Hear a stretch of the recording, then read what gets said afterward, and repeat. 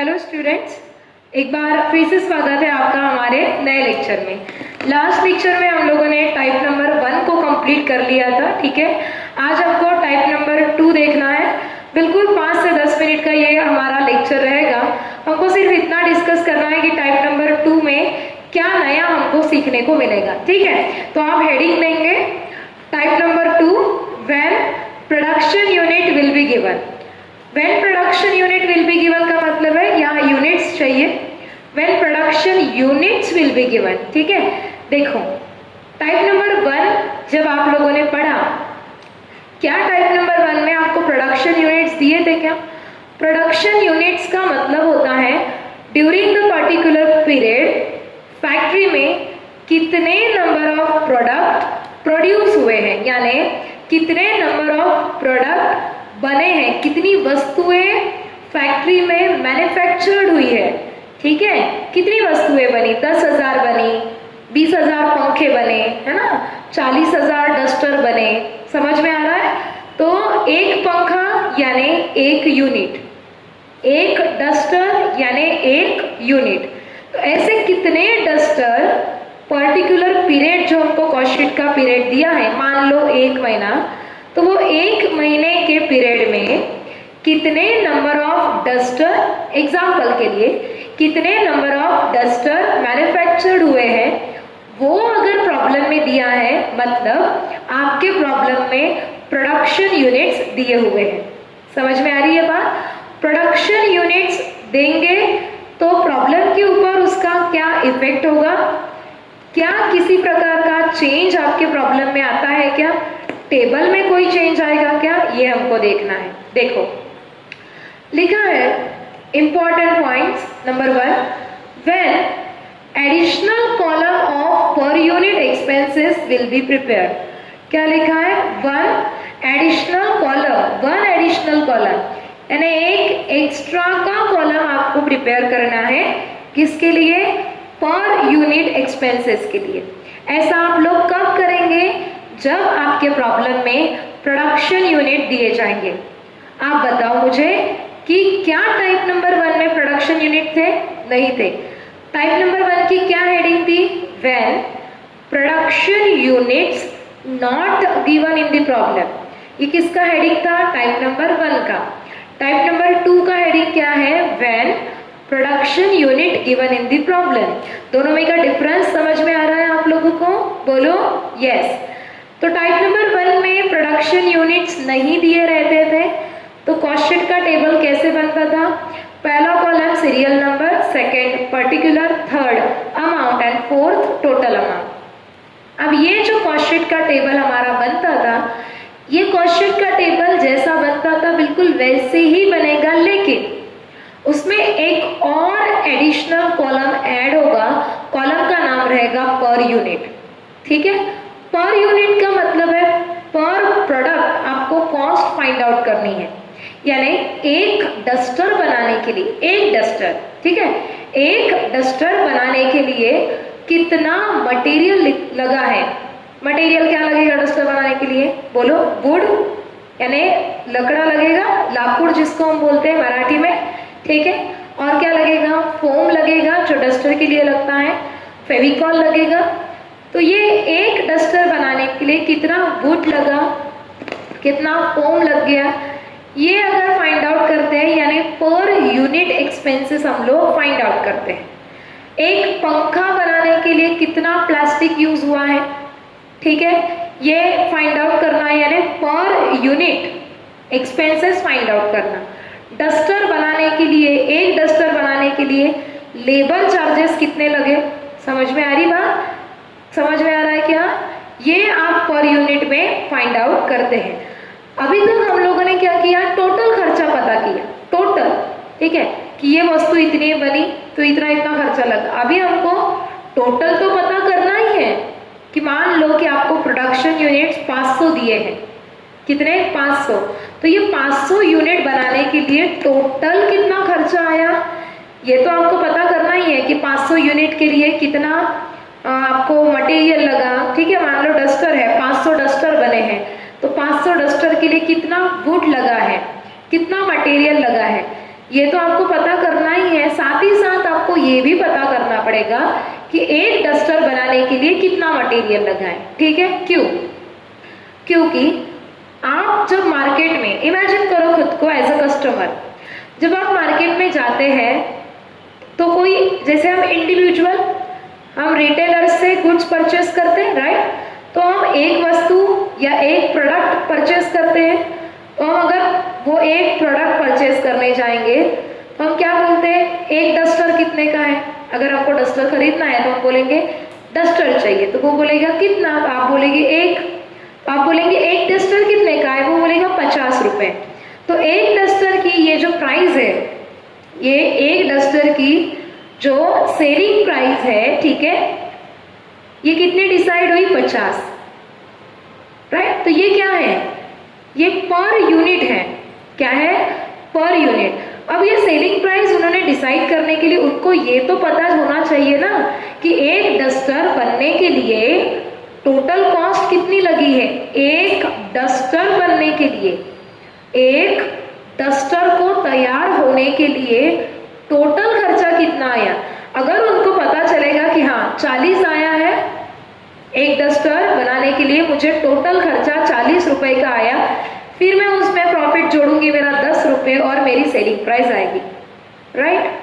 तो जितना जरूरी है टोटल, यानी जो नंबर ऑफ प्रोडक्ट है, मतलब 500 प्रोडक्ट अगर बने हैं तो वो 500 प्रोडक्ट कितने रुपए में बने, ये पता करना जितना जरूरी है उतना ही जरूरी ये भी पता करना है कि वो 500 में से एक वस्तु, एक प्रोडक्ट, एक डस्टर या एक पंखा कितने रुपए का पड़ा है। क्योंकि हमको पर प्रोडक्ट सेलिंग प्राइस डिसाइड करनी पड़ती है। हम मार्केट में जो रिटेलर सेल करते हैं, ठीक है, वो एक एक प्रोडक्ट बेचते हैं ना। आप भी मार्केट में जाते होंगे, एक डस्टर खरीद के लाते होंगे, घर के लिए एक पंखे मैक्सिमम हो गए, आप 2 पंखे खरीदोगे। हम 12-12 पंखे खरीद के लाएंगे क्या घर के लिए? नहीं ना। हम क्या करेंगे, हमारे हॉल के लिए एक पंखा, मैक्सिमम 2 पंखे। तो उसके लिए हमको सेलिंग प्राइस पता रहना जरूरी रहती, राइट? और जब वो बेच रहा है, रिटेलर के पास वो सामान आ रहा है, तो जरूरी क्या है कि फैक्ट्री ओनर को पता रहना चाहिए कि एक पंखा मैंने कितने रुपए का बनाया और एक पंखा कितने रुपए का बना। जब ये बात पता चलेगी तब उसके ऊपर प्रॉफिट ऐड होता है और उसके बाद एक पंखे की सेलिंग प्राइस डिसाइड होगी। समझ में आ रहा है आपको पर यूनिट का क्या महत्व है या क्या इंपॉर्टेंस है? ठीक है, अब बस एक 1 एडिशनल कॉलम आपको प्रिपेयर करना है, ये तो आपको समझ में आ गया। अब यहाँ पर आपको जरूरी है कि आप लोग पेज नंबर 4 पर कुछ इंपॉर्टेंट पॉइंट्स देखेंगे। पेज नंबर 4 पर पॉइंट नंबर 8 और पॉइंट नंबर 9 में आपको दिया है, जब आप लोग पर यूनिट कैलकुलेट करते हैं, क्या कैलकुलेट करते हैं? Per unit. तो कैसे कैलकुलेट करेंगे? कुल मिलाकर यहाँ पर 5 आपको आइटम दिए हैं। कितने? 5। पहला दिया है मटेरियल, दूसरा दिया है वेजेस, ठीक है, तीसरा दिया है डायरेक्ट एक्सपेंसेस, चौथा फैक्ट्री ऑन कॉस्ट, पांचवा है ऑफिस ऑन कॉस्ट। ठीक है, ये सारे हेड्स के नाम आप लोगों ने टाइप नंबर 1 में पढ़े हैं। इनका आपको क्या निकालना है? पर यूनिट निकालना है। ठीक है, तो क्या करेंगे, मटेरियल का जो टोटल रहेगा उसको हम लोग डिवाइड करेंगे प्रोडक्शन यूनिट से। मान लो कि आपको यहाँ मटेरियल दिया है कितना? 80,000। एग्जाम्पल, मटेरियल का अमाउंट कितना है? 80,000 है। ठीक है, मुझे इसका क्या फाइंड आउट करना है? Per unit. तो मैं 80,000 को, ठीक है, कितने यूनिट से डिवाइड करूंगी देखेंगे आप लोग। 80,000 को हम लोग डिवाइड करेंगे, तो देखो 80,000 हमने यहाँ मटेरियल लिखा है और मान लो कि आपके प्रॉब्लम में आपको प्रोडक्शन यूनिट्स दिया जाएगा 1000, तो 80,000 डिवाइडेड बाय 1000, तो पर यूनिट आएगा 80। क्या आएगा? 80। अब ये तो कंसेप्ट आपको प्रॉब्लम में बड़े अच्छे से समझ में आ जाएगा, ठीक है, लेकिन यहाँ पे हम जो इम्पोर्टेंट पॉइंट पढ़ रहे थे, कौन सा? इम्पोर्टेंट पॉइंट नंबर 8 और इम्पोर्टेंट पॉइंट नंबर 9, इसमें क्या बोला है इसके ऊपर फोकस करते हैं। वहां बोला है कि material, wages, direct expenses, factory on cost और ऑफिस ऑन कॉस्ट, इनका अगर आप लोग क्या निकालते हैं बोलो? इनका अगर आप लोग पर यूनिट निकालते हैं तो उसको आप कैसे निकालेंगे? प्रोडक्शन यूनिट्स डिवाइड करके। कैसे निकालेंगे? प्रोडक्शन यूनिट्स डिवाइड करके। लेकिन इधर लिख रही हूं मैं वो 3 आइटम, देखो, selling and distribution expenses, profit और सेल्स। अगर इन आइटम का आप लोग पर यूनिट निकालना चाहते हैं तो उसको डिवाइड करना पड़ेगा आपको सोल्ड यूनिट से। आप बोलेंगे madam wait a minute, production units और सोल्ड यूनिट दोनों अलग चीजें हैं क्या? हाँ, प्रोडक्शन यूनिट्स यानी मैन्युफैक्चरिंग कंसर्न में यानी फैक्ट्री में कितने यूनिट्स का प्रोडक्शन होगा। मान लो 10,000 यूनिट का प्रोडक्शन हुआ है, ठीक है। अब क्या 10,000 यूनिट्स जो हमने बनाए हैं, क्या पूरे के पूरे प्रोडक्ट यानी कंप्लीट प्रोडक्ट बिक जाएंगे क्या? नहीं, ऐसा जरूरी नहीं है। हो सकता है कि 10,000 आपने बनाए, 10,000 भी बिक जाए, हो सकता है, लेकिन हर केस में नहीं होगा। ऐसा भी हो सकता है कि 10,000 में से सिर्फ 8,000 प्रोडक्ट आपने सेल किए, 9,000 प्रोडक्ट आपने सेल किए। समझ में आ रही बात? तो production unit and sold unit different आ सकते हैं। मैं ऐसे नहीं बोल रही हूँ कि वो हमेशा डिफरेंट आएंगे, वो सेम भी आ सकता है। यानी कभी कभी ऐसा भी आ सकता है कि जितने आपके प्रोडक्शन यूनिट्स है उतने ही आपके सोल्ड यूनिट है, यानी बनाए जितने उतने ही बेचे, ऐसा भी आ सकता है। लेकिन ये हर बार नहीं होगा, ठीक है। जितने यूनिट्स बनाए उससे कम भी यूनिट बिक सकते हैं। 10,000 यूनिट्स बनाए तो 8,000 यूनिट्स अगर बेचे तो 10,000 क्या हो जाएंगे? प्रोडक्शन यूनिट्स, और 8,000 क्या हो जाएंगे? Sold units. समझ में आ रही बात? तो मटेरियल, वेजेस, डायरेक्ट एक्सपेंसेस और factory on cost, office on cost. I repeat, material, wages, direct expenses, factory on cost, office on cost, ये 5 आइटम का अगर आप पर यूनिट निकालते हैं तो इसका पर यूनिट निकालते समय आप इनकी जो टोटल अमाउंट रहेगी, इनकी जो अमाउंट रहेगी उसको आप डिवाइड करेंगे प्रोडक्शन यूनिट से। लेकिन 3 आइटम ऐसे हैं, कौन से 3? सेलिंग डिस्ट्रीब्यूशन एक, दूसरा प्रॉफिट, तीसरा सेल्स।